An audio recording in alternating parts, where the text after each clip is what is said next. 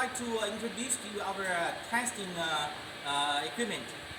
The 30 kilowatts electric motor pellet machine, model number SKG 350, and also this 15 kilowatts small pellet machine.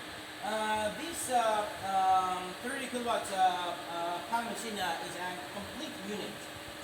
You can see very clear. This is the main machine. We also have the lubricating pump. It can storage 10 kilograms engine oil. This is the input pipe and output pipe. The function for this lubricating pump is it's for lubricating the main shaft bearings. The input hopper and the output hopper, and the electric control panel. From here you can see with this machine we produced 8 millimeters, very smooth, very nice quality wood pellet.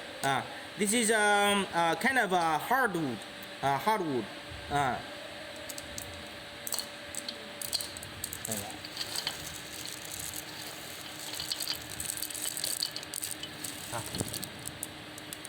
OK， 好，讲听。